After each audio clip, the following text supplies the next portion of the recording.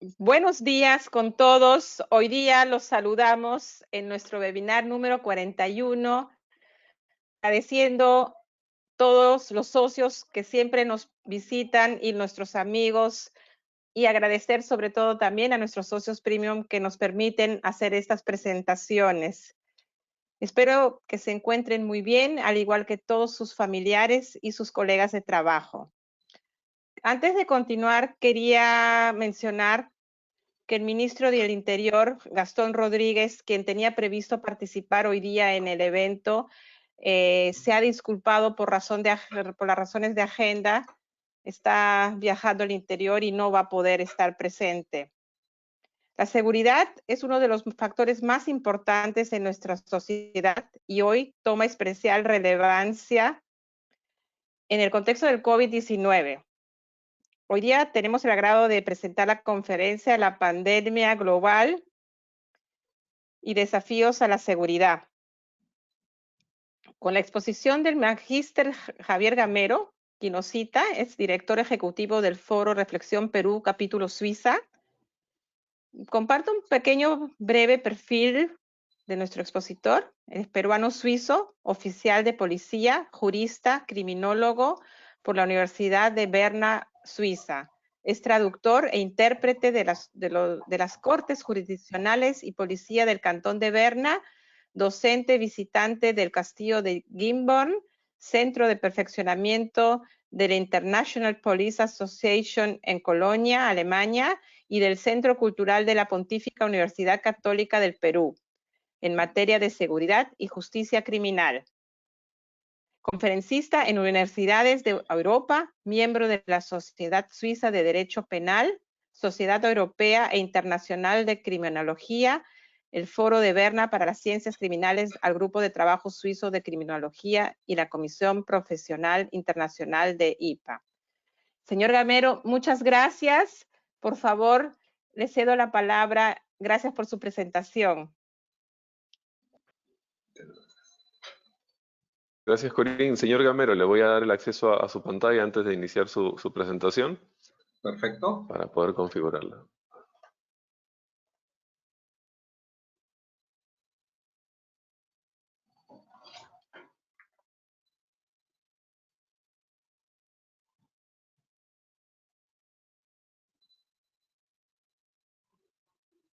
Perfecto. Listo, ya se está visualizando correctamente. Adelante, muchas gracias por la oportunidad. Sí, muy buenos días o muy buenas tardes según el caso. Un cordial saludo desde la ciudad de Berna, Suiza. Para mí es un honor siempre poder compartir algunos saberes, algunas reflexiones en torno al tema de la seguridad. En este caso me toca abordar el tema de la pandemia global COVID-19 y desafíos a la seguridad. Primeramente deseo agradecer a los miembros de la Cámara de Comercio de Suiza en el Perú por este esfuerzo que están realizando, por haberme invitado y darme la oportunidad de compartir algunas experiencias que se han ido realizando en torno a lecturas, en torno a reflexiones, a debates intelectuales y políticos con respecto a la pandemia COVID-19 y la seguridad. Ustedes saben, ya he dividido ya tienen conocimiento de los 10 capítulos con los cuales he estructurado pues esta ponencia, que a mi juicio son sumamente importantes. Lo que voy a tratar en esta conferencia es de hacer una síntesis de lo que hemos tratado en el 5º Congreso Internacional Virtual, Desafíos a la Seguridad, Nuevo Orden Mundial tras la Pandemia, que hemos realizado en la ciudad de Madrid y que tuvo pues una participación de más de 600 personas de distintas actitudes, todos ellos profesionales en el ámbito de la seguridad. Antes de dar inicio a los 10 capítulos con los cuales he estructurado pues esta disertación, deseo presentarles un proverbio o aforismo del escritor israelí Yuval Noah Harari, que reza así: hay décadas en las que no pasa nada y semanas en las que pasan décadas. En este contexto, pues el doctor Hugo San Martín Arzabe, un experto en estudios estratégicos y de Seguridad Internacional de la Universidad de Granada afirma que la actual crisis del coronavirus constituye un acelerador de la historia, ya que está propiciando un presuroso y desmesurado uso de las nuevas tecnologías por parte de los estados en detrimento de las democracias y de los derechos humanos, considerados ambos los buques insignias de la civilización occidental. En efecto, el coronavirus ha afectado pues, a millones de personas en el planeta, generando un profundo cambio en el mundo. Pone en evidencia, por un lado, la fragilidad de la especie humana y a su vez va a poner en tela de juicio todo el proceso de la globalización, vale decir, los procesos sociales, los procesos económicos, los procesos políticos vigentes. Asimismo, el coronavirus ha puesto en evidencia las vulnerabilidades de la infraestructura sanitaria existente, el actual escenario informativo y las actuales políticas de prevención y modelos de seguridad, inteligencia y defensa hoy en boga. Que por otro lado también nos está mostrando pues esta crisis sanitaria, el gran poder, el inmenso potencial que tiene la tecnología digital. Este cambio ha dado pues lugar a una nueva realidad, a nuevos escenarios y nuevos retos que merecen ser explorados desde el trasiego interdisciplinario con la debida racionalidad política y académica. No podemos nosotros abordar el tema de la pandemia global del COVID-19 bajo una mirada homogénea, si no tenemos que hacerlo a través de la perspectiva de la interdisciplinaridad. Tenemos pues un nuevo escenario internacional que se va complicando más. Sabemos nosotros que vivimos en la sociedad de riesgo del científico alemán Ulrich Beck, la sociedad de 24 horas, este científico social suizo Martín Tillas, la sociedad de vigilancia del profesor Carl Ludwig Kunz, del Foro de Berna para las Ciencias Criminales, la sociedad post-11 de septiembre, del especialista en terrorismo Walter Lacour, un mundo realmente convulsionado, un escenario nuevo que está pues plagado de guerras asimétricas, guerras híbridas, guerras civiles moleculares, las guerras de la información, las guerras electrónicas y las guerras sanitarias, hoy en día la guerra contra un virus que constituye las nuevas formas de violencia colectiva del siglo XXI que vamos a ir analizando. Entro de lleno a la conferencia con el capítulo 1, las pandemias en la sociedad de riesgo del siglo XXI. Les presento al científico social alemán Ulrich Beck, que nos dice que nosotros hoy en día vivimos pues en la sociedad de riesgo. Y nos dice el doctor Beck que los riesgos y peligros son reflejos normales del progreso y del desarrollo hoy en día y ya no es posible eliminar estos riesgos. A lo más podemos nosotros resumirnos, nos dice el doctor Ulrich Beck, ya no hay puerto seguro, tenemos que vivir en una inseguridad permanente, tenemos que coexistir con estos riesgos porque ellos son consustanciales con el nuevo orden mundial. ¿Cuáles son los riesgos globales que va a identificar el doctor Ulrich Beck? Tenemos los peligros atómicos, las amenazas nucleares, el crimen organizado, el terrorismo internacional y también va a identificar a las pandemias. Tenemos también, en segundo lugar, hay una obra muy importante, Las 11 guerras inminentes del futuro, que han sido escritas pues, por Andrea Rinke y Christian Schwegel, dos publicistas alemanes de la agencia de noticias Reuters, que han identificado cuáles son las futuras guerras que se va a confrontar la humanidad en el siglo XXI, y nos habla pues de la guerra helada, las guerras por las materias primas, las guerras de las proteínas en el Atlántico Norte, por la sobrepesca, la guerra de los tubérculos en las profundidades marinas. Se dice que las guerras territoriales van a desaparecer, sin embargo no van a desaparecer porque los nuevos territorios van a ser los suelos submarinos y el espacio interplanetario. Tenemos también la guerra por la alimentación mundial, la guerra por el espacio interplanetario. Aquí van a tener que competir los estados a través de los ejércitos, van a competir las universidades, los científicos para investigarla y los grandes consorcios que van a querer lucrar con este espacio interplanetario todavía no hay una legislación internacional clara en este sentido. Hay solo 2 países que han declarado su soberanía en el espacio interplanetario, han sido Canadá y Portugal. Sin embargo, todavía no existe una reglamentación. También existen las guerras por las nuevas tecnologías, la guerra de la tecnología de la información y las guerras productos de la migración. Se habla de la Gran Muralla, ¿no?, en Europa. Y por último, cita también estos 2 publicistas a las pandemias como la guerra sanitaria, la guerra contra un virus. Y él va a referirse a las pandemias como la maldición del conocimiento. Esto guarda relación con el terrorismo bacteriológico, cuando estos virus han sido creados por el hombre en laboratorios con el ánimo, pues, de afectar la salud de la humanidad. Y también hace referencia a las amenazas NRQR, que son las amenazas nucleares, las amenazas biológicas, las amenazas químicas y las amenazas radiológicas. El siguiente punto, voy a hablar de las amenazas globales emergentes del siglo XXI. El Instituto Internacional de Estudios en Seguridad Global y el CCD, que es el equivalente acá en España, han detectado, pues, sus estudios, o han establecido cuáles son las principales amenazas globales del siglo XXI, y él cita, pues, este instituto cita las armas de destrucción masiva, el crimen organizado, el terrorismo, los conflictos militares, los conflictos armados, el espionaje y las amenazas ciber o ciberataques, ¿no? Tuve la oportunidad de dictar en el mes de febrero una conferencia en la DIRCOTE y con mucho beneplácito tomé conocimiento, me lo mencionó el director, el general Tiburcio, de que ya se había creado, pues, una sección de armas de destrucción masiva en la dirección contra el terrorismo, y este es un punto a favor, pues, para el sector interior y la Policía Nacional del Perú.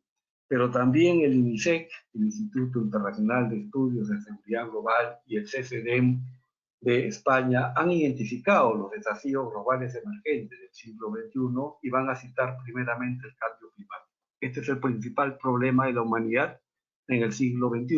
Esto está ratificado por la Escuela Internacional de Seguridad de Copenhague y la Escuela Internacional de Seguridad de París. Y a raíz de los problemas que se generen en este cambio climático, van a devenir un sinnúmero de problemas adicionales, como son las crisis económicas, la dependencia energética, las pandemias, los desastres naturales, los flujos migratorios, las vulnerabilidades críticas, vale decir, los estados fallidos. Esta es una ardua tarea que van a tener, pues, los futuros profesionales de la seguridad. Entro al segundo capítulo de los 10 que voy a abordar, son los trastornos y dislocaciones geopolíticas tras la pandemia. Tenemos que ver nosotros el tema geopolítico, no podemos circunscribirnos solamente a la seguridad de las personas, hay que ver la seguridad de las instituciones, hay que ver la seguridad de los estados y hay que ver la seguridad global. En este sentido es necesario abordar algo respecto a estos trastornos y dislocaciones geopolíticas tras la pandemia.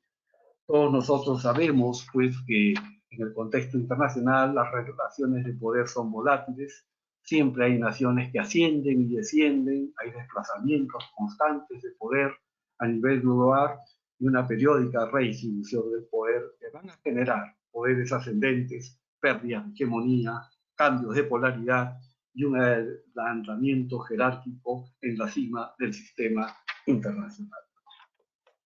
¿Cómo ha sido la situación política internacional en la fase pre-COVID-19? Bueno, sabemos que después de la Guerra Fría se afirmó un dominio unilateral de Estados Unidos, un poder hegemónico de los Estados Unidos que marcó, pues, su omnipotencia militar en todo el orden, eran los gendarmes del universo. Años después se ha ido viendo un dramático ascenso de China y la estabilidad autoritaria de Rusia, que son 2 fenómenos sumamente importantes en el contexto internacional. Hay una evolución internacional del G8 al G20, vale decir que tenemos nuevos actores globales que van a tener que definir, pues, este nuevo orden mundial. Un aspecto que debo de mencionar es que el presidente Putin, pretende, pues, asegurar su influencia en el espacio postsoviético, y fue a instancias del Kremlin en el año 2015 que se va a crear la Unión Económica Euroasiática, que va a involucrar a Bielorrusia, Kazajstán, Kirguistán y Armenia. China, por otro lado, tiene un megaproyecto, el corredor comercial de la nueva ruta de seda, y el proyecto del presidente Vladimir Putin era pues unir o fusionar esta nueva ruta de seda con la Unión Económica Euroasiática para formar la gran Euroasia, que debe estar conformada por 60 países. Vean ustedes, China y Rusia pues pretenden elegir una nueva estructura mundial multipolar. Pekín y Moscú postulan pues una era post-occidente. Se habla de una desoccidentalización del sistema internacional y existen adversarios poderosos. Hoy es el Estado Islámico, es Rusia, es Turquía, es Irán, es China y es Corea del Norte. Vemos pues, damas y caballeros, que estamos ante el comienzo de una nueva era multipolar. Hay una renacionalización y una reondulación del sistema internacional. Nuevas potencias mundiales pretenden quebrar el dominio de los Estados Unidos. Hay una nueva reestructuración del sistema internacional que está en ciernes. China ha estado a la caza del estatus de una gran nación. Se decía que iba a ser el país hegemón del mundo en el año 2050. Después se decía que iba a ser el año 2030. Hace una semana escuché en esta Cámara de Comercio de Suiza un exministro de Estado que dijo que ya no va a ser el 2030, sino va a ser aquí a la esquina el 2021-2022. China tiene todos los requisitos necesarios, o los tenía antes del COVID-19, como para ser un nuevo hegemón del mundo. Un gran crecimiento económico, podemos hablar de eso si lo desean en el debate, la gran capacidad de innovación, el poder marítimo, militar y la voluntad de ser una potencia. Sin embargo, debo de afirmar que para hacer una hegemonía mundial, a mi juicio, existen dos elementos esenciales. Por un lado, tenemos el poder duro y por otro lado, el poder blando. El poder o elemento material y el elemento ideal. El poder duro está dado por la dominación y se va a centrar en el campo militar y económico. Estos dos campos los tiene China, es el país más poderoso del mundo económicamente y uno de los más grandes presupuestos militares de los últimos años, ¿no? Esta dominación pues se hace en base a una conducción coercitiva y a una imposición, no hay reconocimiento de los subyugados, es el gigante asiático que se está abriendo paso. Pero existe también un elemento ideal que es importante, un poder blando que es importante también para ser un hegemón en el mundo, que es el dominio social y el dominio cultural.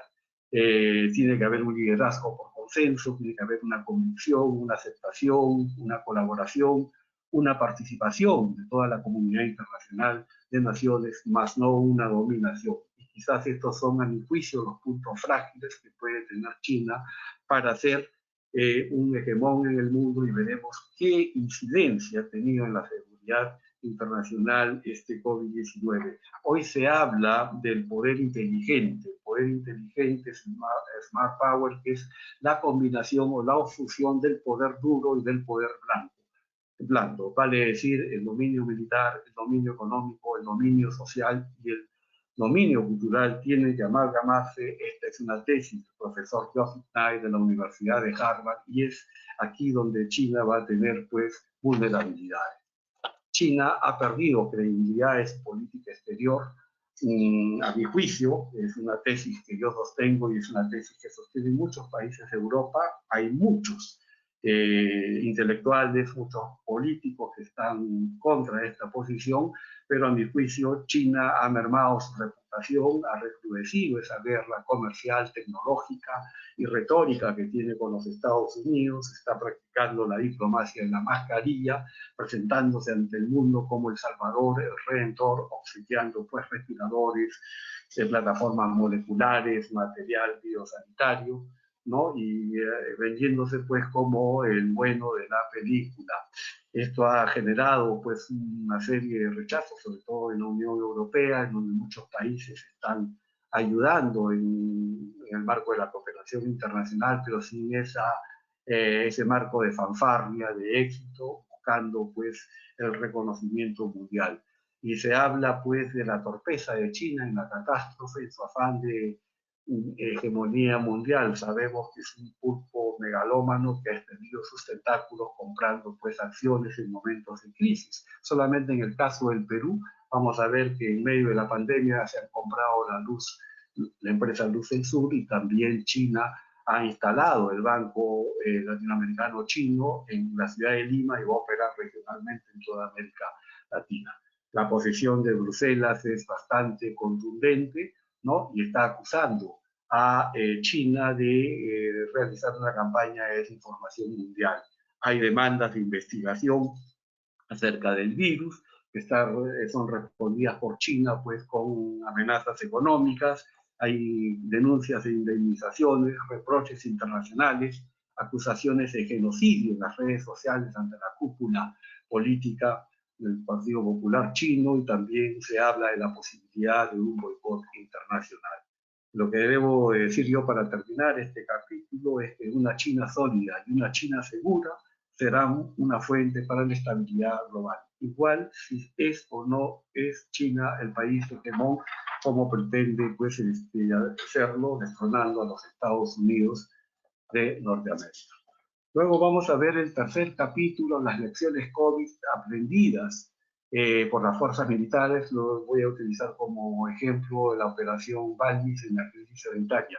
Ha habido un intenso debate en todas las democracias respecto a la participación de las fuerzas militares en las actividades de seguridad, y hoy en día ya se está hablando en el Perú en virtud del incremento de la delincuencia delictiva y los militares que hoy están apoyando en la crisis sanitaria, pues deben también encargarse del orden público y la seguridad ciudadana, vale decir, el orden interno.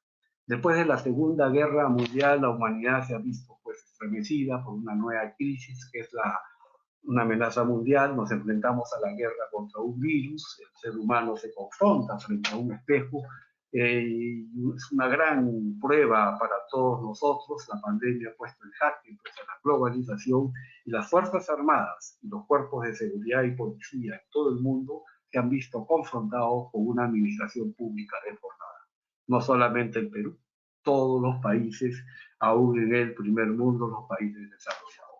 La operación Balmis y la crisis sanitaria en España, una operación militar que tenía pues como finalidad luchar contra la propagación del coronavirus, y los militares que tenían pues que salir a las calles. Empezó este operativo con 1.000 efectivos de la Unidad Militar de Emergencia que fueron repartidos en 14 ciudades y después se fueron expandiendo paulatinamente en todo el territorio. Hoy se han incrementado 2.680 los militares en 132 localidades. ¿Cuáles son las categorías de la visión que han tenido los militares en España? Vamos a citar pues la seguridad ciudadana, ¿no? Han apoyado los militares con una importante labor de presencia en las calles y puntos críticos. Han apoyado a las fuerzas y cuerpos de seguridad del Estado realizando patrullas mixtas de presencia disuasiva sin información a la comunidad respecto al confinamiento. Han intervenido en casos de emergencia con acciones terrestres, marítimas y aéreas. El personal militar pues tuvo que reinventar su rol y se formaron para ello puestos de comando conjuntos para que no existan fricciones entre las fuerzas policiales y las fuerzas armadas. Un segundo punto ha sido el alivio al personal militar y policial, planificando e instalando hospitales de campaña en distintos lugares por medio de unidades sanitarias, trasladando pues médicos, enfermeras, psicólogos, veterinarios y farmacéuticos. La tercera labor que han cumplido importante es el apoyo logístico general mediante el transporte terrestre y aéreo, trasladado de enfermos y fallecidos en los espacios habilitados, recepción y distribución del material sanitario de acuerdo a las necesidades. Han apoyado en labores también de alojamiento y manutención a las personas pues, que no tenían techo. Había también, pues la última era la lucha contra el virus, la función estelar de las Fuerzas Armadas en España, que han desarrollado capacidades sanitarias, desinfectando cerca de 800 instalaciones sanitarias y residencias de ancianos, además de instalaciones de la administración pública, centros penitenciarios, puertos, aeropuertos, etc. Para ello contaban con equipos de desinfección. El personal militar pues mostró disponibilidad y un gran espíritu de servicio en este operativo que es la Operación Valus de España. Para ello, ellos han tenido que recurrir a la inteligencia sanitaria durante la pandemia de COVID-19. Este es un elemento importante para que tenga éxito una lucha contra este virus, una guerra sanitaria. La OTAN, la Organización del Tratado Atlántico Norte, ha definido pues, la inteligencia sanitaria como el análisis de la información sanitaria, biocientífica y medioambiental, y cualquier otra relacionada con la salud humana y animal. Esta información sanitaria, epidemiológica y de carácter técnico-científica debe ser valorada por la inteligencia para ponerla a disposición del comandante militar para la toma de decisiones. La información de los factores sanitarios ayudarán al cumplimiento de la misión. La finalidad es la protección sanitaria del personal, el planeamiento de las capacidades sanitarias y coadyuvar en las operaciones humanitarias. Deben de tener un conocimiento pues, del entorno operativo, un conocimiento integral en todos los dominios, el dominio político, el dominio social, el dominio económico, el dominio militar, el dominio de infraestructuras y de la información. A grosso modo he puesto algunos aspectos que son importantes conocer antes de poder ir a operar a una determinada zona. Hay que conocer las enfermedades endémicas y epidémicas, la flora y la fauna, los estándares de salud pública, las fuentes de agua potable, los riesgos ambientales existentes, los riesgos sanitarios, vacunas para la tropa, capacidades sanitarias propias y en la zona, número de hospitales, bancos de sangre, instalaciones públicas y privadas, el desarrollo del análisis de la amenaza sanitaria y su integración en la valoración global de la amenaza, características geográficas y climáticas. No es lo mismo tener que operar en el altiplano o tener que operar en las zonas de selva. La normativa sanitaria existente, los aspectos políticos, los aspectos militares, el aspecto económico, qué fármacos o vacunas se van a producir en la región, cuál es la inversión sanitaria, y el aspecto social, vale decir, cómo es la población, qué creencias sanitarias tienen y qué creencias religiosas. Un aspecto importante es el rol del personal religioso, porque ellos son transmisores de la información, y esto se ha visto ya en las pandemias del ébola, del SARS, y también se está viendo del coronavirus. El manejo de cadáveres es muy importante, toda vez que a través de ellos se va a transmitir el virus. Las campañas sanitarias, los soldados cumplen pues con labores de información, soldados y policías deben de cumplir con labores de información, de educación, de pedagogía, los canales de información disponibles, la población misma, los canales de televisión, celulares, telefonía, internet, usuarios. Es necesario contar con boletines epidemiológicos semanales para ver las tendencias y afectación de las tropas, informes de la situación de salud a nivel nacional y de diferentes países, técnicas estructuradas de análisis de inteligencia. Hay que analizar las áreas, las estructuras, las capacidades, la organización, la población, los eventos, y un aspecto que es muy importante es la investigación sanitaria. Todo esto pues constituye, damas y caballeros, lo que es el capítulo de la inteligencia sanitaria. Luego veremos las amenazas híbridas en el capítulo número 5 y el COVID-19. Hoy se habla pues de las guerras híbridas, las amenazas híbridas, los ataques híbridos, las estrategias híbridas, van surgiendo en los espacios globales comunes. Ya la Unión Europea ha definido la amenaza híbrida como una acción coordinada y sincronizada que ataca deliberadamente las vulnerabilidades sistémicas de los estados democráticos y sus instituciones, y hoy en día pues han sido acentuadas por el coronavirus. En este nuevo contexto híbrido o entorno híbrido en el que vivimos, ya no hay más certezas, es un mundo impregnado de complejidad e incertidumbre, se dan permanentemente cambios de las reglas del juego, es complejo pues definir la relación causa-efecto, existe una interdependencia de varios actores internacionales, están en la búsqueda incesante de las vulnerabilidades sistémicas y críticas de los otros para provecho propio. Estos ataques híbridos se van a dar por medios políticos, económicos, militares, civiles, diplomáticos, información, etc. El objetivo es influir en las diferentes formas de toma de decisiones, ¿no?, a nivel local, regional o institucional para favorecer los objetivos estratégicos de la agente agresor.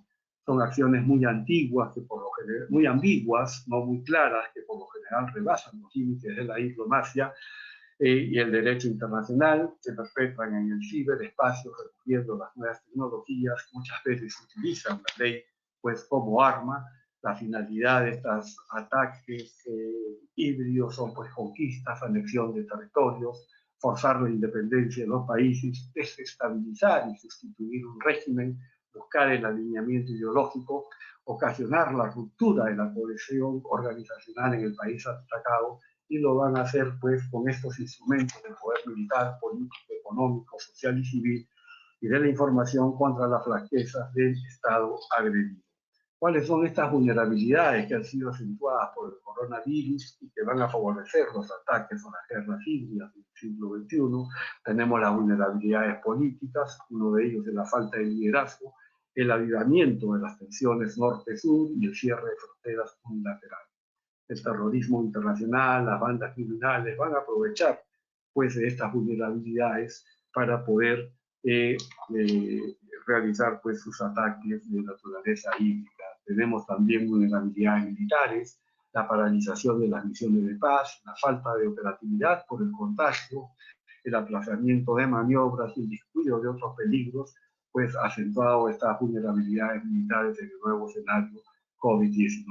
Hay vulnerabilidades económicas, sabemos la desocupación, el endeudamiento, la redirección del gasto público en los sectores de salud y socioeconómico en detrimento de la acción exterior, que es la que debe neutralizar estos ataques híbridos. Hay vulnerabilidades sociales, la polarización de la población, los efectos psicológicos desestabilizadores de la población, la falta de confianza en las instituciones públicas y el auge de los nacionalismos. Tenemos las vulnerabilidades de información, la falta de anticipación ante la desinformación, la desconfianza ante la información oficial y la pérdida de respeto a la legalidad. Acá estoy utilizando, ustedes ven en esta lámina, el gobierno perdió credibilidad, esto es un ataque híbrido, esto nos hace vulnerables, es solamente un ejemplo, y esto no solamente ha sucedido en el Perú, está sucediendo pues en todo el planeta. En los países desarrollados, decía la señora Angela Merkel de Alemania, pues que hoy en día se está aprovechando de esta crisis sanitaria para poder sacar réditos políticos en determinados grupos, porque esto es algo normal.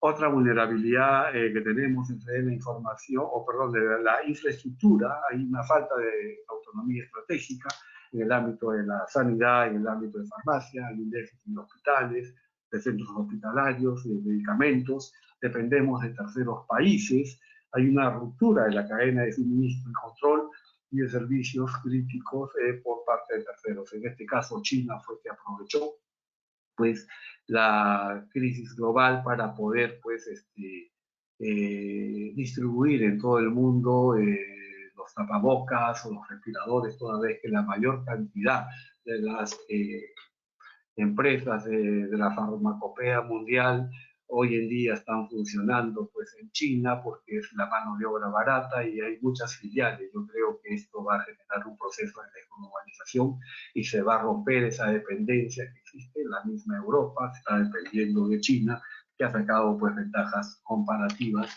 en este tema. La única manera de contrarrestar pues los ataques híbridos, las guerras híbridas, es a través de la ciberinteligencia, que es una naturaleza, desde naturaleza pues interdisciplinar. Hoy en día es necesario contar con actores no estatales especializados en todos los campos que operen en la obtención pues de la información, toda vez que el entorno operativo del futuro será variado y de conocimiento ético. La obtención de información se debe de realizar pues a través de la inteligencia humana, la inteligencia de señales, la inteligencia, geointeligencia, la inteligencia estratégica, la inteligencia satelital, la inteligencia de fuentes abiertas y la ciberinteligencia. Algo que quiero manifestarles es que la superioridad informativa será clave para la seguridad y los datos serán el oro del futuro. Su análisis serán garantía de conocimiento y permitirán realizar análisis prospectivo. Hoy en día ya existen software avanzados de multiinteligencia para operaciones multidominio. Este es pues el nuevo entorno.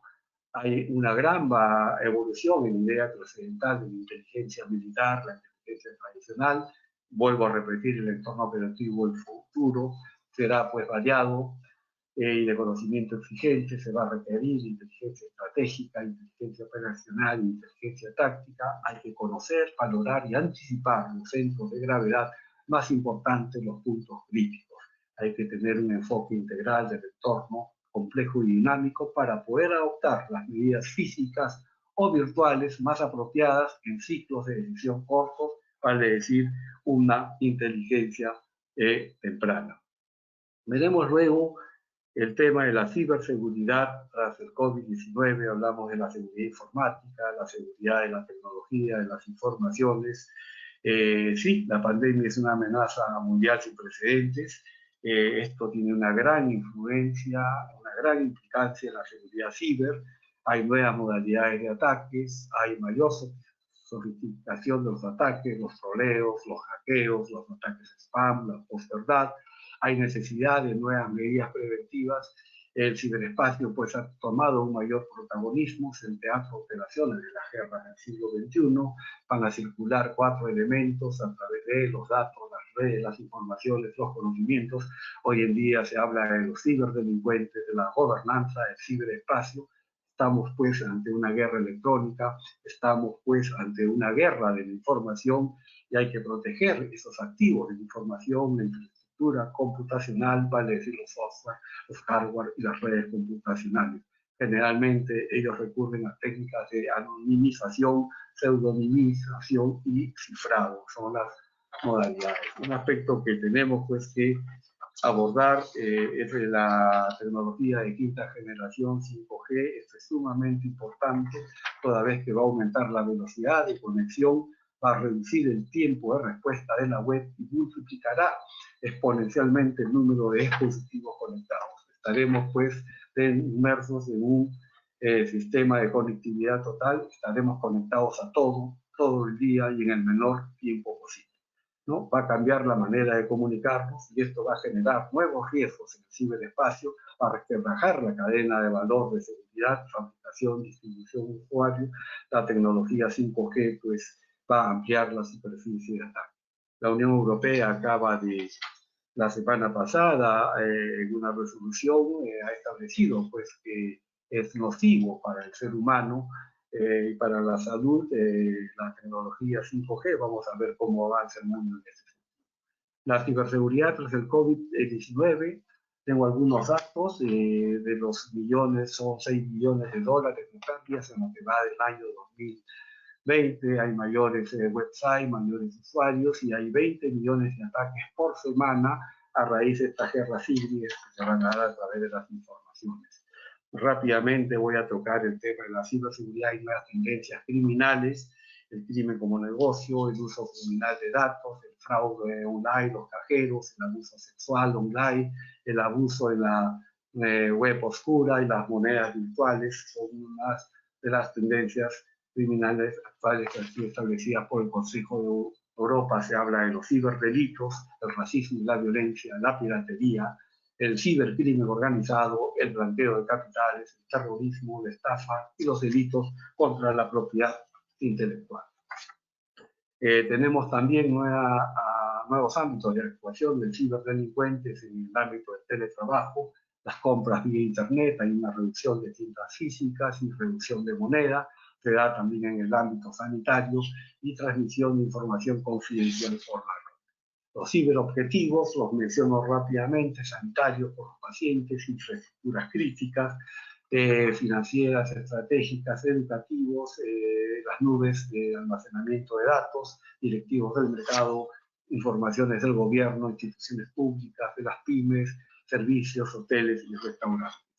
Los ciberriesgos también existen, pues los pacientes, la información sensible, clasificada, confidencial, los secretos del yihadismo, las inversiones para los fraudes, documentos, control de dispositivos, el control político, el control familiar, el control militar, la competitividad, las pymes y los servicios con las cuentas y cadenas de suministro. Hay pues acciones de seguridad que deben de tomarse en cuenta, cambios de formas de trabajo, los ciberobjetivos deben ser identificados, hay que concientizar pues a los ciudadanos, analizar el tema de la web profunda y la web oscura y tener una policía inteligente que va a tener pues que tener sensores policiales para las compras sospechosas y el geoposicionamiento.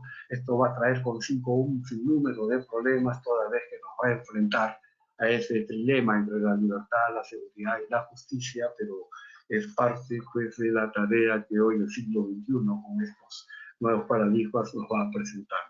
Es necesario también contar con una estrategia nacional de ciberseguridad, hay un marco sólido, legal sólido y estable, debe estar inspirado en el convenio de Budapest sobre la ciberdelincuencia, fortalecer las capacidades de educación y concientización, la alianza público-privada es muy importante y la protección de las infraestructuras políticas. Es necesario contar también con el apoyo de la ciudadanía, ¿no? Los cibernautas que pueden apoyar muchos en el tema de la seguridad.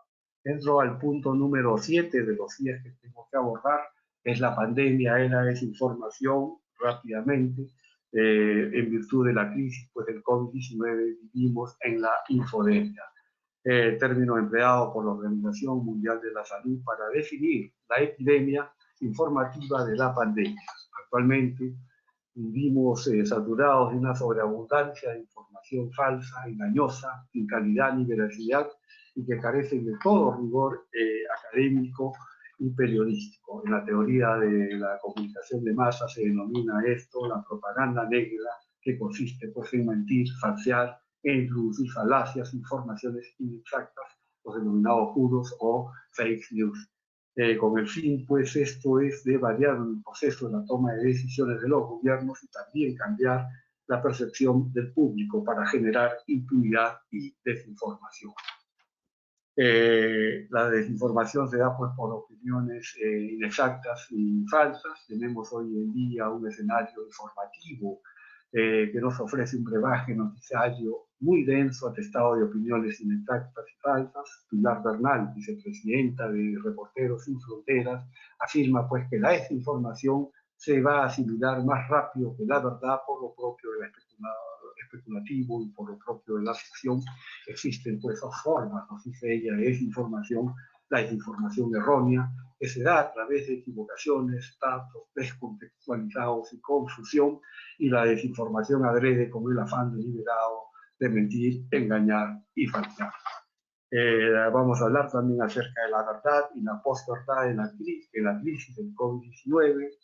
El mundo hipersensibilizado es un medio multiplicador que ha permitido que las informaciones falsas y tóxicas, vale decir los bulos y fake news, hayan viajado a otros países de manera rauda y vertiginosa. Se habla pues de una intoxicación informativa. De cada 10 bulos, 9 se transmitían instantáneamente como mensajería chat. Los bulos pretenden pues generar alarma social, más no una libertad de expresión. Muchas veces las autoridades van a recurrir a ellos para evitar el estrés social o evitar un clima contrario a la gestión de la crisis. También tenemos pues, que se van a expresar a través de imágenes, videos cortos, breves mensajes, que lanzan acusaciones indirectas con un tono de humor o sátira. Me estoy refiriendo a los memes. En periodismo se dice que una mentira publicada 4 veces se va a convertir pues, en verdad. Los pseudo periodistas hoy en día en la crisis del coronavirus están recurriendo a la posverdad o mentira emotiva, distorsionando deliberadamente la realidad en la que los hechos objetivos tienen menos influencia que las emociones de pánico e incertidumbre. También tenemos una censura, presiones políticas y económicas. El COVID-19 ha puesto a prueba pues, el periodismo. Hoy en día el periodista de muchas partes del mundo ha visto su profesión debilitada y es atacada por la censura, por presiones políticas y presiones económicas. Verbigracia, tenemos el caso de China, Venezuela, Ecuador, India, Turquía, Irán, Hungría, en donde hay pues muchos periodistas que han sido inclusive encarcelados. Existe pues la imperiosa necesidad de crear estrategias y herramientas para luchar contra la desinformación y los fake news propios de las dictaduras digitales que a través de los soldados de Internet van a distorsionar la verdad.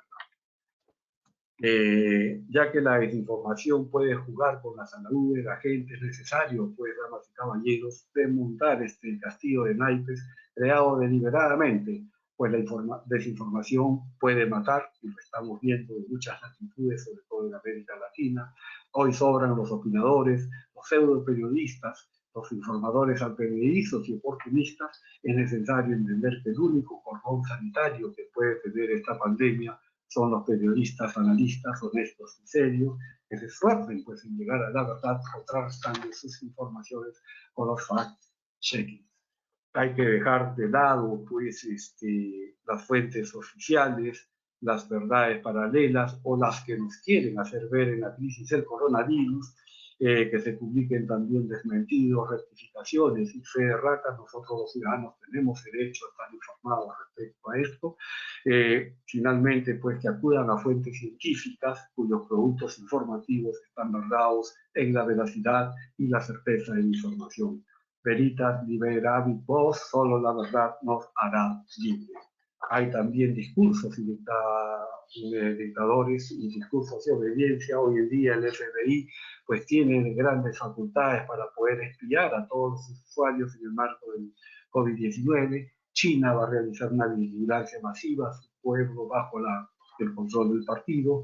Hoy se ve en Irán, Venezuela, Turquía, Hungría y Tailandia, pues a gobernantes autocráticos con discursos de obediencia que se van a aprovechar del miedo colectivo y la emergencia sanitaria. Lamentablemente, pues la población busca mayor seguridad del Estado, sacrificando aún su libertad. Esto ocurre no solamente en países en desarrollo, sino también en países desarrollados como Francia, como Dinamarca, como Alemania. ¿No? No debemos olvidar aquella frase del presidente Franklin Roosevelt, que nos decía que aquel que abdica de su libertad en aras de obtener seguridad terminará finalmente también perdiendo ambas. Vamos a ver cómo el Estado-Nación ha ganado muchas facultades en detrimento de la ciudadanía, en detrimento del proceso de globalización. Luego entramos al punto número 8, el nuevo orden internacional y las dictaduras digitales.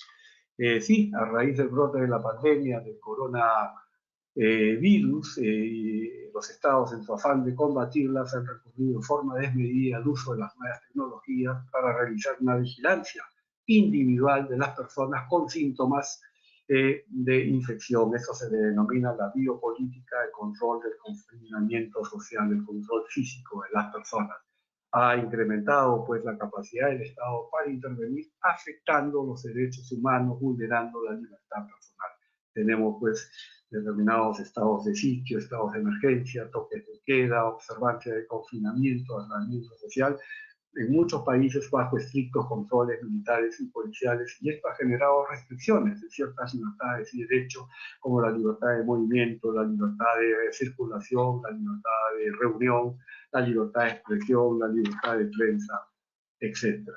Vivimos pues en una sociedad de vigilancia, ¿no? Una sociedad que está sometida permanentemente bajo el control.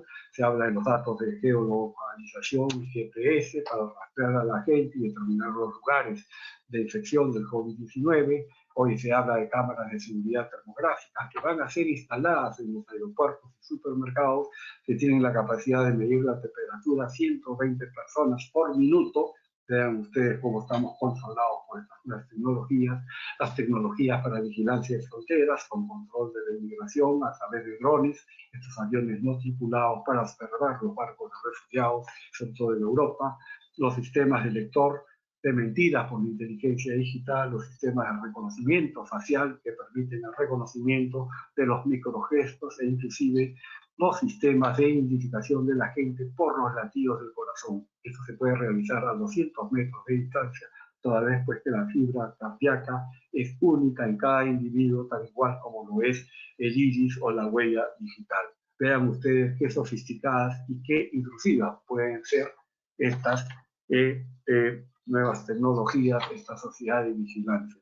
Algo que ha generado pues, un fortalecimiento del rol del Estado y la sociedad digital, toda vez que la pandemia ha dado lugar a un mayor campo de acción e intervención a la política, otorgándole mayores atribuciones al Estado en detrimento de los ciudadanos. El coronavirus ha fortalecido pues, el rol del Estado y el rol de la sociedad digital. Ello ha conllevado a un actual debate político intelectual del Estado democrático, sobre todo en Suiza. El Estado, pues ante la crisis del COVID-19, cuente con mayores capacidades centralistas y controlistas, menor control parlamentario, mayor movilización de sus fuerzas policiales y fuerzas armadas y un menor control mediático. Ya decía nuestro premio Nobel, el literato Mario Vargas Llosa, que va a costar a todas las democracias poder recuperar todas sus libertades porque el Estado se ha ido fortaleciendo por la situación.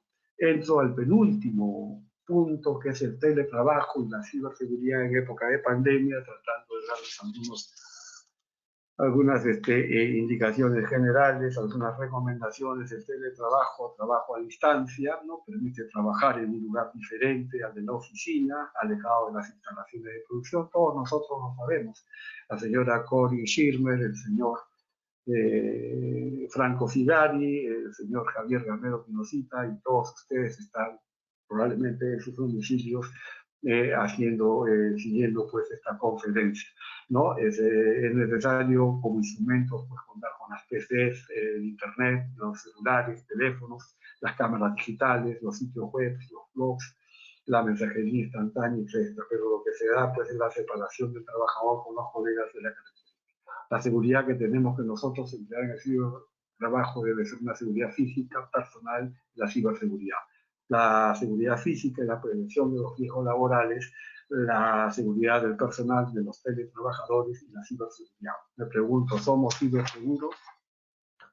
Otro factor que es importante verlo en el teletrabajo son los lineamientos generales de seguridad que se dieron en el marco de este evento internacional de INSEE sobre el teletrabajo. Pues se requiere una seguridad corporativa, hay que separar el área profesional del área personal, hay que crear perfiles con cuentas separadas, hay que cerrar sesiones, activar protectores de pantallas y desactivar cámaras y micrófonos. Nosotros tenemos información sensible, información privilegiada, información reservada, que es en nuestros domicilios, en nuestros ordenadores, que es información pues laboral. Hay que proteger los datos de información, hay que hacer copias de seguridad periódicas en ubicaciones independientes. La nube corporativa privada es importante, solo destinada a algunos usuarios y no al público en general. Hay que definir los perfiles de acceso, los principios de confidencialidad, disponibilidad, integridad de la información pues son importantes. Hay que asegurar el acceso a los sistemas y dispositivos con contraseñas únicas, debe haber un cambio periódico de ellas, limitar o impedir el acceso a las redes es muy importante. Hay que proteger también los dispositivos móviles con antivirus y contraseñas y activar el cifrado de datos. Es necesario también comunicar y colaborar, hay que mantener el contacto regular también entre los trabajadores, utilizando pues soluciones de colaboración segura, en especial en casos de incidentes de ciberseguridad. También hay que asegurar la red inalámbrica, ¿no? Cambiar el nombre del Wi-Fi, cambiar la contraseña predeterminada, activar cifrados y utilizar pues o navegar por correo electrónico de una manera segura. Algo que es importante en este teletrabajo es gestionar pues el cambio mental en el factor humano, ya que es el eslabón más débil de la cadena, y esto solamente se va a lograr con la formación, la concientización, la experiencia y la información.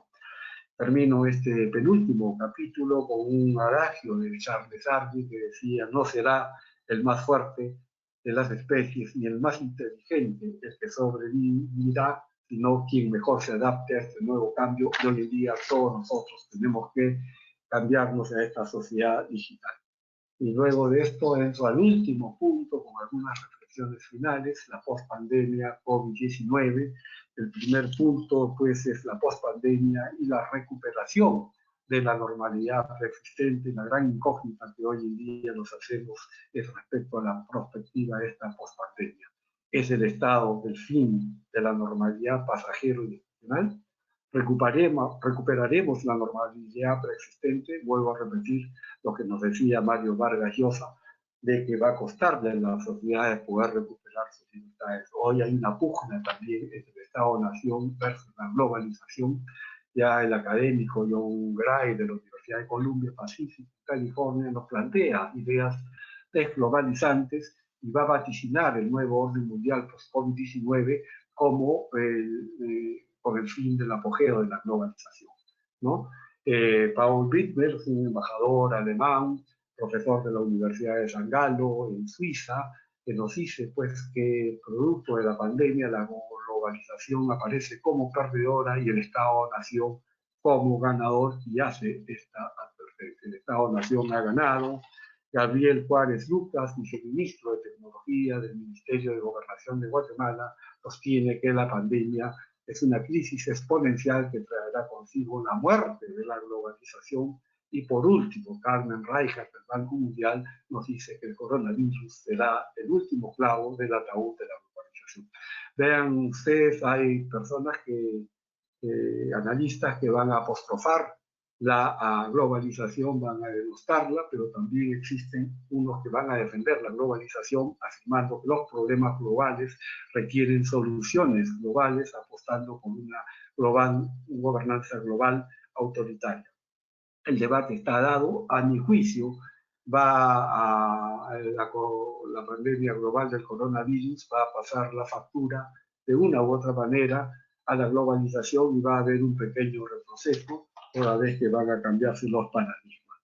Existe pues hoy en día, damas y caballeros, una serie de plataformas que implican un cambio de gobernanza en el ciberespacio. Hay un mundo paralelo en redes, hay una población vigilada, se están violando los derechos humanos, porque esta sociedad de vigilancia pues implica un consenso de vigilancia, vale decir el sometimiento permanente de las personas ante el Estado, ¿no? Vivimos en un mundo informático en donde ya nada es seguro, se confirman las teorías de la sociedad de riesgo del científico social Ulrich Beck, que decía que ya no hay puerto seguro. La crisis del COVID-19 es pues un sacudón estratégico. El coronavirus ha hecho más visibles las vulnerabilidades de las democracias occidentales, constituyéndose en un acelerador estratégico para que las amenazas híbridas alcancen su objetivo. Se necesita pues crear un planeamiento estratégico desde una mirada transdisciplinaria, sin miradas homogéneas y bajo distintas lecturas. Yo no puedo luchar contra el coronavirus en Bolivia de la misma forma como lo haría pues en los países escandinavos.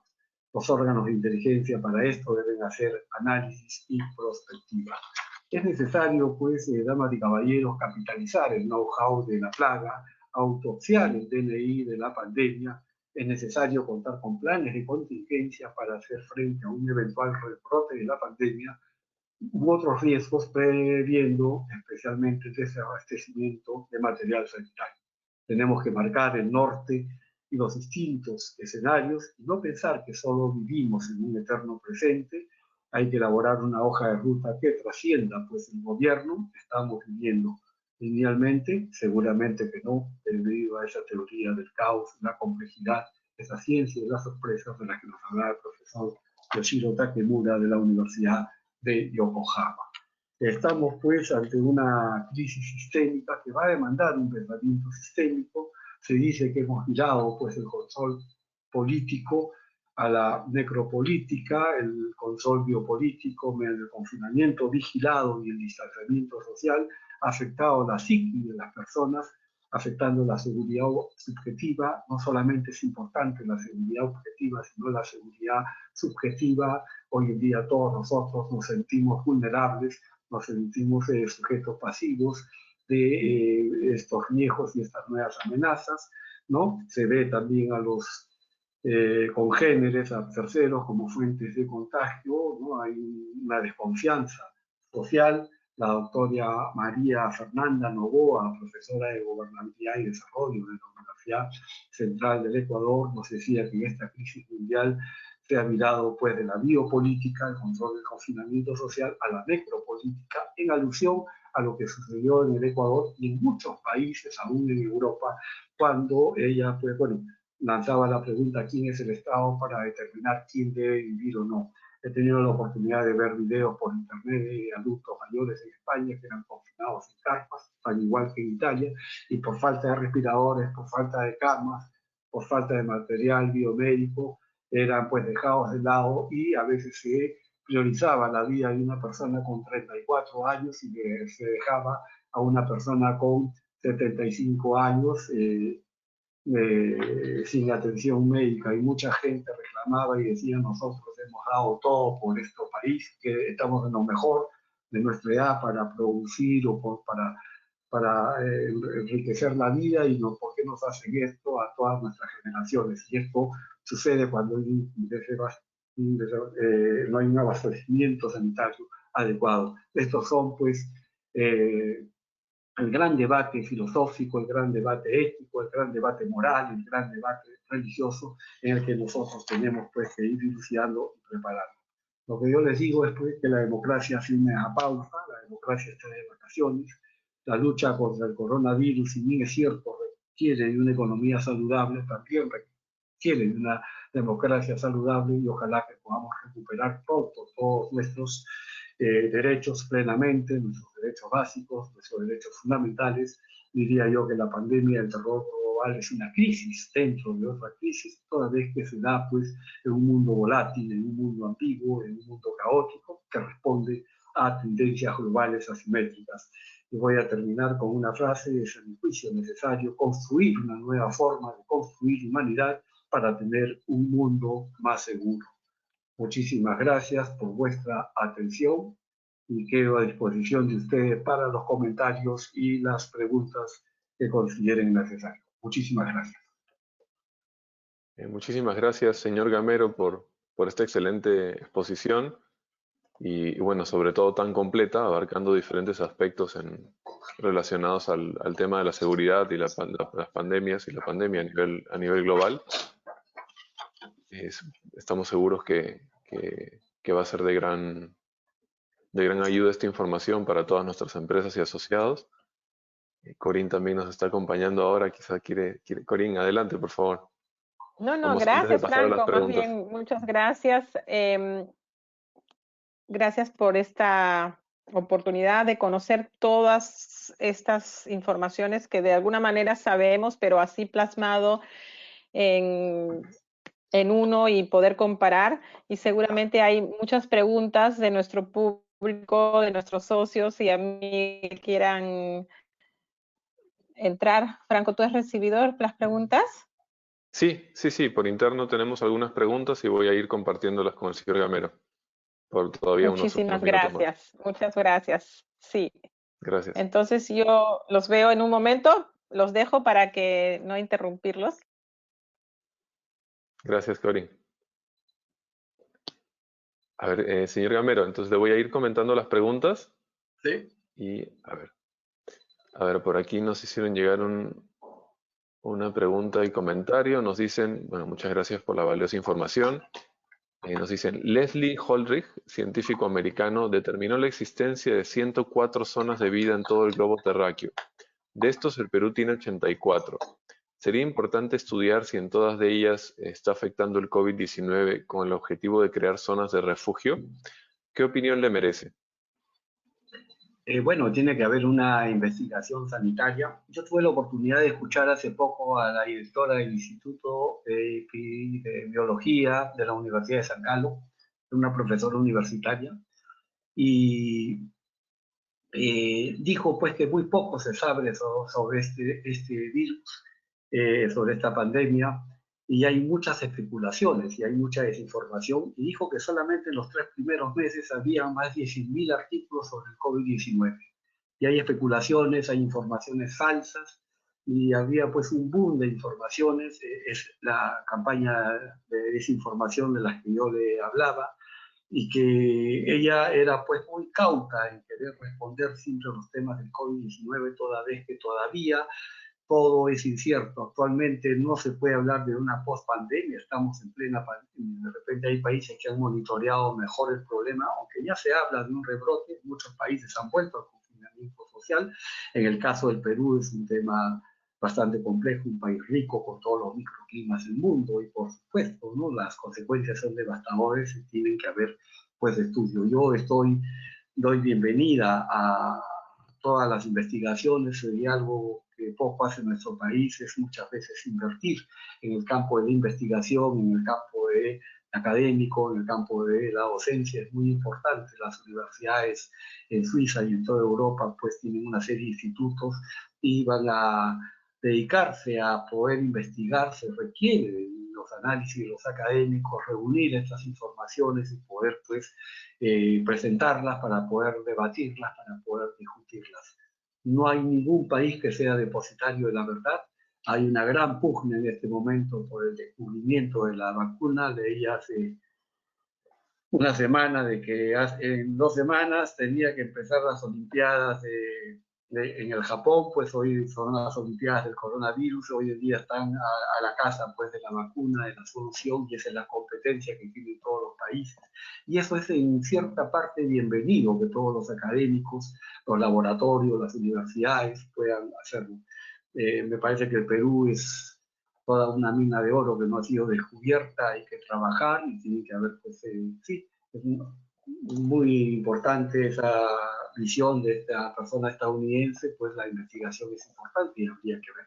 Yo no tengo los datos, por ejemplo, de los resultados de la pandemia en las comunidades indígenas, en el Perú, la Amazonía, pues es sumamente amplia, hay muchas tribus, se hablaba de que estaban en peligro de extinción, habría que ver qué plantas medicinales tienen, cómo han abordado esto, se requieren pues estadísticas para poder tener una visión más completa, ¿no? Se lo digo de manera general, yo no soy biólogo, no soy médico, soy un criminólogo, soy un jurista, ¿no? Y no tengo esos conocimientos especializados, pero seguramente pues, que ameritan que el Perú y muchas regiones en el mundo deban ser estudiadas, pero la Amazonía puede ofrecer muchas cosas interesantes.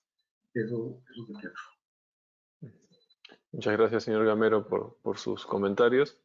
Continuamos con otra pregunta. A ver, nos dicen por aquí. ¿Considera que el marco legal actual está a la altura de los retos cibernéticos que enfrentamos? ¿Cuáles son las principales áreas de oportunidad para mejorarlo?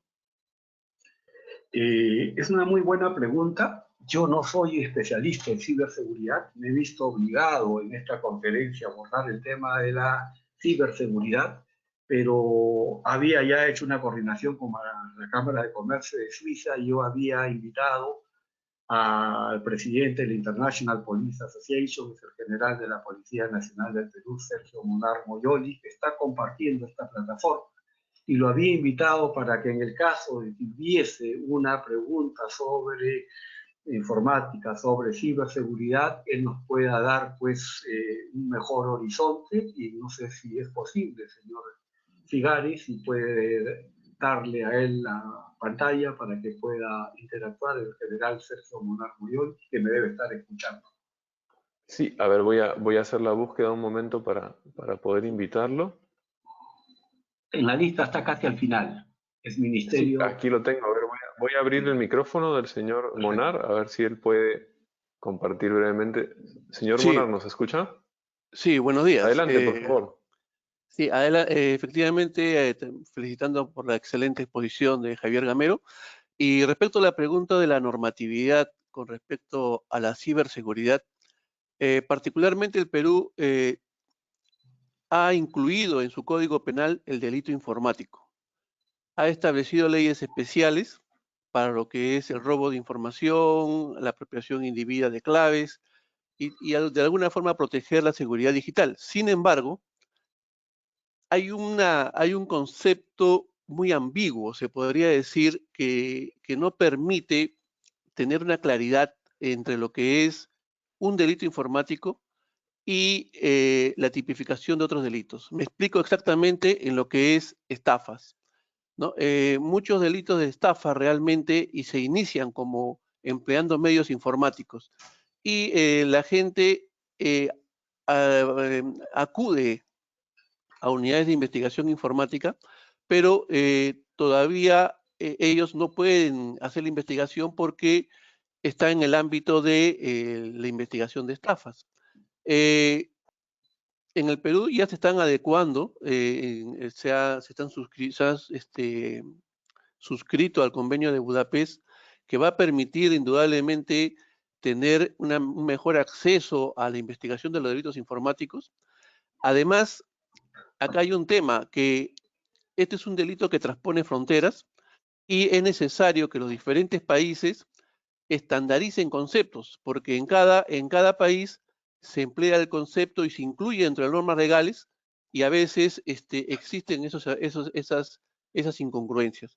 Mi respuesta general es que sí existe normatividad, sin embargo, requiere ser adaptada constantemente y más que nada ser estandarizada con los diferentes países para que exista una eficiente lucha contra este crimen. Muchas gracias.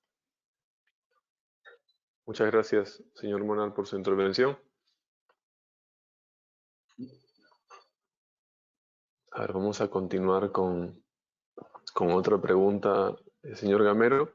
Nos dicen qué ocurrirá en materia de seguridad, o cuál es su reflexión con los países que van a quedar muy afectados económicamente, ¿no? Los países que se van a ver afectados más seriamente por esta crisis en materia económica. ¿Qué va a pasar con ellos en este aspecto? ¿Cuál es su Bueno, análisis? el panorama no es muy alentador, que digamos. Franz Delis solía decir que la mejor política criminal es la política social. Claro está que los países en desarrollo tienen mayores vulnerabilidades. Esto ha traído consigo un desempleo. No existen pues seguros laborales de desempleo. No existen a veces cosas que sí existen en los países desarrollados, que uno tiene un seguro de desempleo, tiene un seguro de asistencia social y uno está protegido por las leyes y por la sociedad y puede pues tener un tiempo para poder rehabilitarse, algo que no se va a poder realizar en el Perú, y hoy en día pues se tiene que ir pensando para este nuevo escenario post pandemia COVID-19.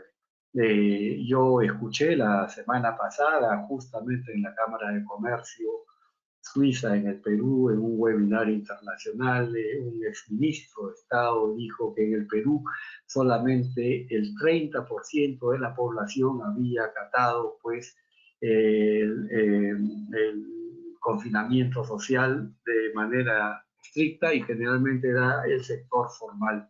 Sin embargo, el 70%, era pues la informalidad en el país, tenían que tener la necesidad de salir para poder subsistir, porque no existían pues posibilidades o sea, ellos tienen que vender diario sus caramelos, sus galletas para poder vivir, y quizás esto ha sido pues un factor decisivo para que no se haya superado los problemas del COVID-19 en el Perú.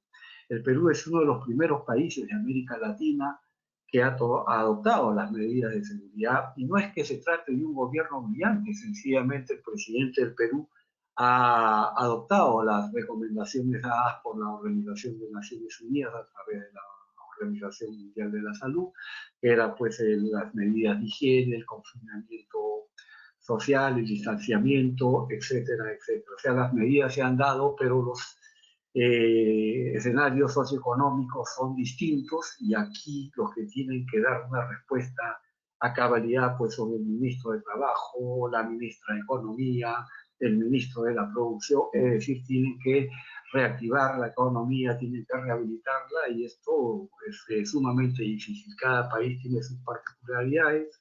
Yo vivo más de 20 y tantos años en Suiza, no vivo en el Perú. Tengo una información muy somera de toda América Latina. Sin embargo, pues se van a presentar problemas, y son estos los grandes desafíos que va a tener pues una implicancia seguramente en la inseguridad ciudadana, ¿no? Ya en plena pandemia se ha ido incrementando la delincuencia. Espero que no se tomen medidas desesperadas, que se tengan que sacar los tanques, que se tengan que sacar armas blindadas para poder hacer frente a la seguridad. Se requieren pues profesionales de seguridad a cabalidad.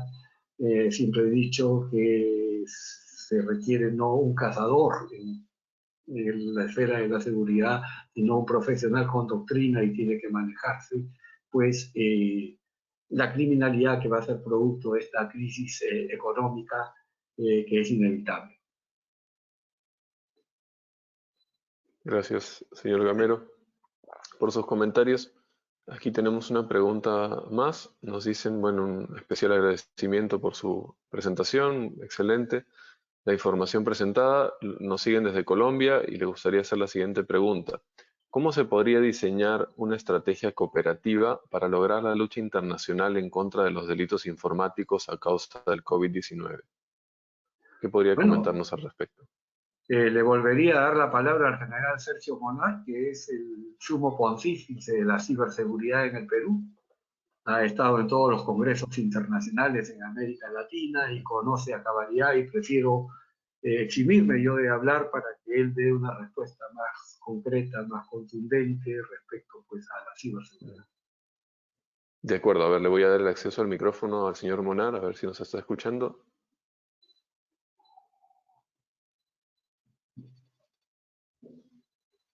Sí, señor Monar, creo que ha desactivado su audio. Si puede darle, ahí está Ahora activado. Sí. Adelante, Buenas. por favor.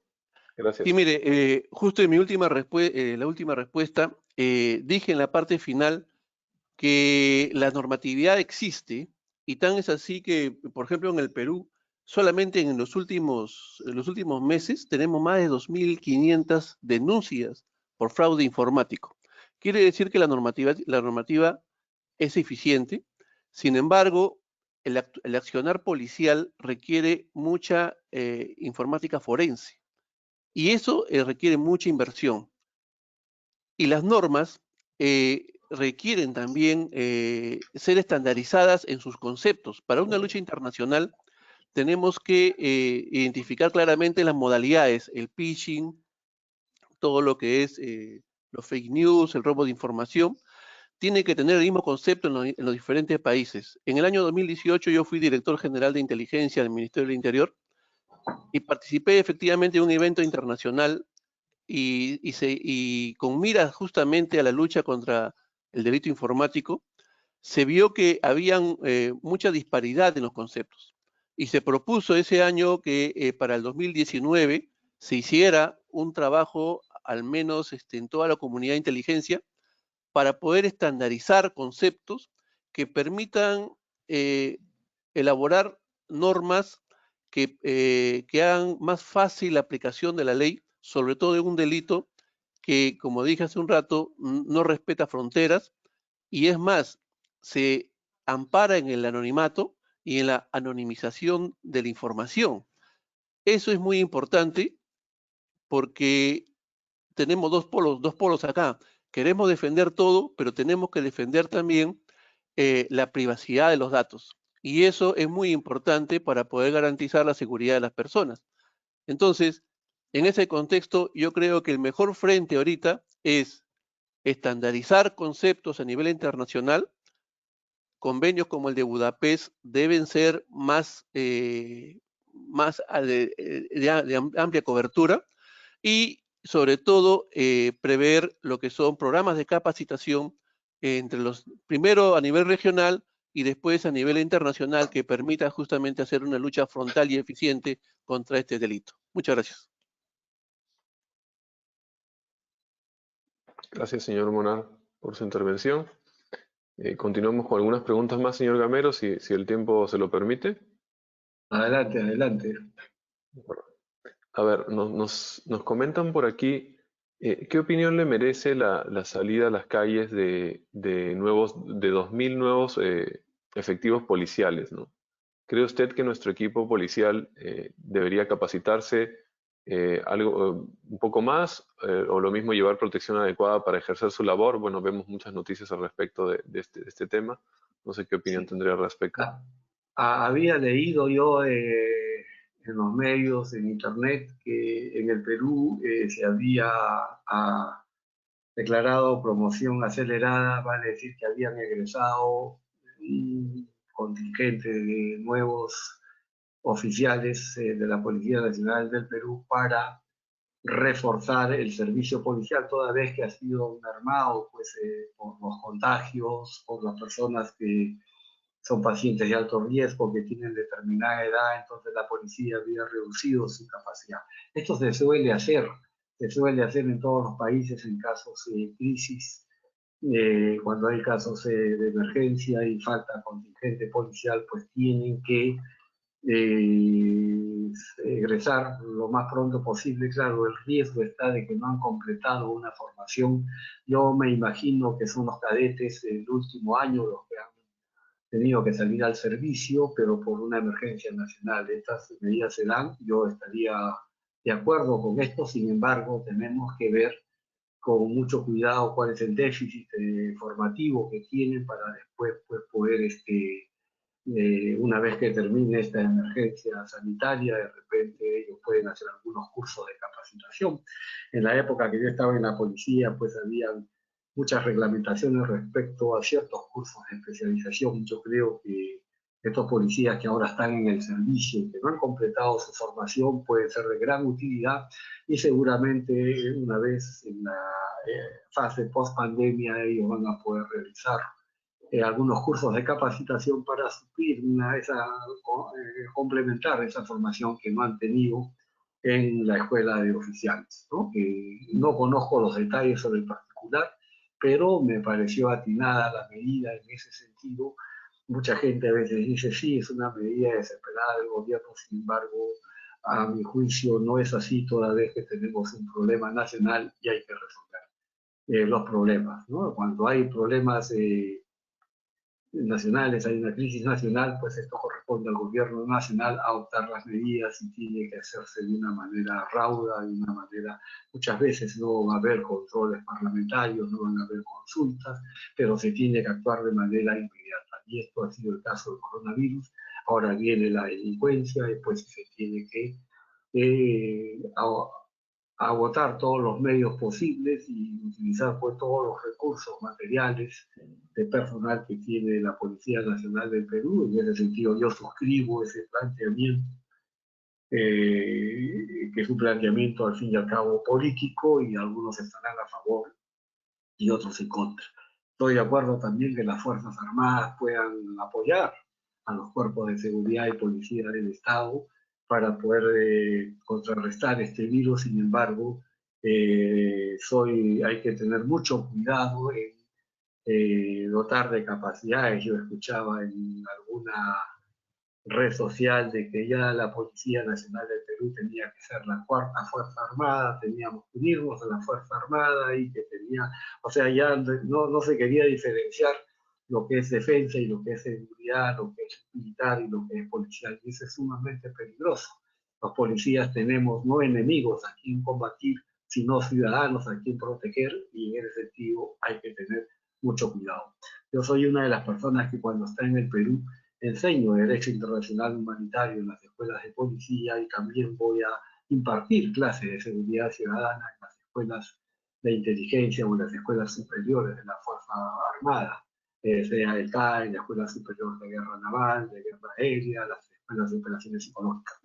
Se tiene que conocer porque la seguridad hoy en día va a pendular entre lo que es defensa y lo que es seguridad, pero el profesional de la seguridad tiene que saber dónde está exactamente el. Gracias. Muchas gracias, señor Gamero, por su respuesta y comentarios. Ahora vamos a comentar un par de preguntas más antes de cerrar. Ahora, bueno, lo felicitan nuevamente por la exposición y les solicitan, de ser posible, ampliar las precisiones indicadas en el capítulo 5 sobre datos serán el oro del futuro, para ser aplicada en el campo de la seguridad policial en el Perú. Gracias. De parte del coronel PNP Martín Torres Yabar, que nos hace llegar esta pregunta.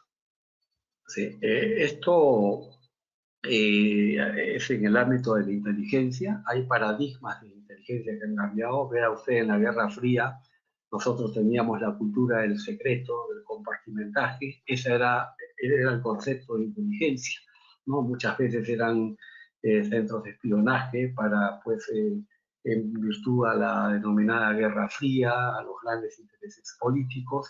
Entonces primó pues la cultura del secreto, ¿no? Después vino una ola de democratización en América Latina, estoy hablando de los años 90, después que cae el telón de acero y se comienza a democratizar los países de América Latina y hay un nuevo concepto de seguridad ya no es ese concepto de orden público que está en función del Estado, sino es una doctrina de seguridad ciudadana que va a tener un concepto ampliado de lo que es la seguridad democrática en la región, y se va a dejar de lado pues esta cultura del secreto de los servicios de inteligencia. Pero tenemos en la sociedad post 11 de septiembre, ya he hablado de los ataques híbridos, en donde se van a conjugar acciones militares y no militares, convencionales y no convencionales.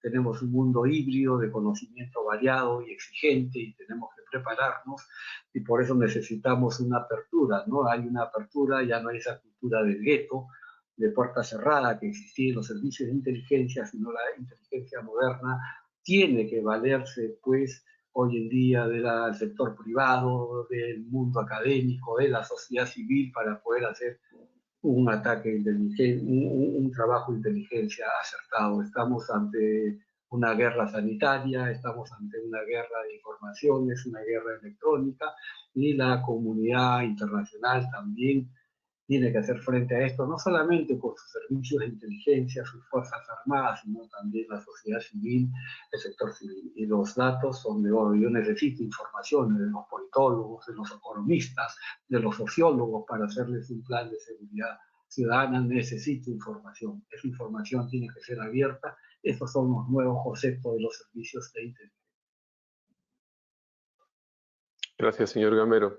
A ver, aquí tenemos una pregunta más. Nos dicen, ¿qué rol juegan las Naciones Unidas para contrarrestar las vulnerabilidades que se presentan en el contexto híbrido en el que nos ha sumido la pandemia? Si tiene algún comentario al respecto. Hay mucha decepción en relación a las Naciones Unidas, y en la pandemia misma hemos visto que Estados Unidos en medio de la pandemia ha renunciado a la OMC. Está claro que la OMC no ha tenido un liderazgo, que tampoco lo ha tenido Europa, tampoco lo ha tenido China y tampoco lo ha tenido Estados Unidos, pero sí, la organización adecuada hubiera sido la Organización de las Naciones Unidas, que a veces es un mamut, es un elefante gigantesco, pero que no hay mayor efectividad, hay burocracia de muchos funcionarios.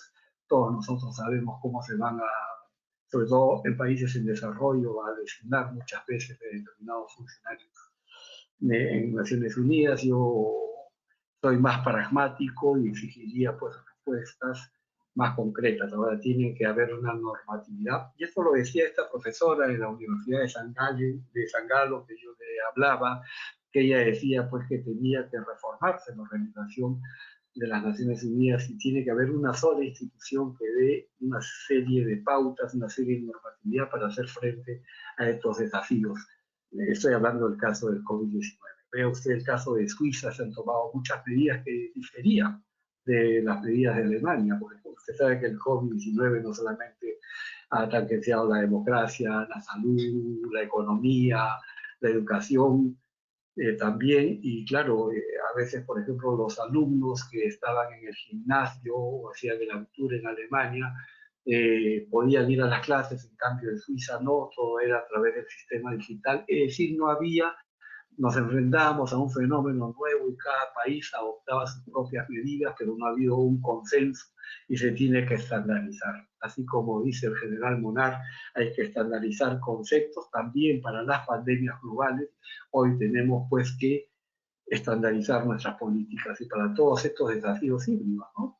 ¿Quién declara una guerra híbrida? Es una guerra una guerra no convencional, es una guerra asimétrica, es una guerra no declarada, ¿no? Y nos enfrentamos frente a esto, pues eso se requiere pues una mayor apertura, y sí, va a haber un cambio de paradigma, y esto se va a dar con el nuevo orden mundial, y tenemos que preparar para este nuevo escenario. Con eso terminaría, señor Figari. Quiero agradecer antes a ustedes como organizadores por darme la oportunidad de poder participar en este evento, agradecer a todos los que están participando, y especialmente agradecer también al general Sergio Monar Moyoli por darnos también sus comentarios profesionales, que también han enriquecido mucho a la audiencia. Muchísimas gracias. Muchas gracias, señor Gamero. Acá quería compartir también una reflexión que nos hizo llegar una asociada. bueno, nos agradecen por la exposición y nos dicen que, bueno, este tema pues nos lleva a la reflexión profunda sobre nuestro rol como ciudadanos y la participación en la prevención y posibilidad de cambio, ¿no? Me parece, bueno, muy, muy adecuado el comentario y creo que estamos todos en la misma línea hacia continuar mejorando como ciudadanos, como personas y tener una sociedad mejor para todos, ¿no? Corín nos acompaña nuevamente. Adelante, Corín. Sí, gracias. Muchas gracias por esta realmente interesante exposición y por las preguntas. Vemos que hay mucho interés y mucha información que se requiere. Felizmente, no sé si vamos a poder compartir esta presentación, señor Gamero. Sí, he pedido al señor Entonces, Figari que distribuya el PowerPoint qué a los bueno. participantes. Entonces, eso quería decirles a todos. Entonces, van a recibir la presentación y, por supuesto, dejaremos el contacto del señor Gamero si alguno tuviera alguna pregunta o alguna información adicional que requiere. De verdad, muchas gracias, muchas gracias. Tenemos que estar precavidos, cautelosos con esta nueva situación y prepararnos para los meses que vienen y cuidarnos mucho. Gracias, gracias. Disculpen, están taladreando en mi casa y No no te sé si preocupes. molesta. Tengo una fuga de agua y hay obreros en la casa. Terrible, perdonen, con todos los participantes, los webinar ahora son así. Muchas gracias. Y señor Gamero, estamos en contacto. Franco, muchas gracias. Y con todos los socios y también nuestros socios premium por permitir estar aquí para todos ustedes. Que tengan un excelente Gracias. día. Muchas gracias. Gracias, Corín. Gracias nuevamente, Gracias. señor Gamero, y a Chao, todos. chao. Hasta una próxima oportunidad. Gracias. Gracias. Gracias. Gracias.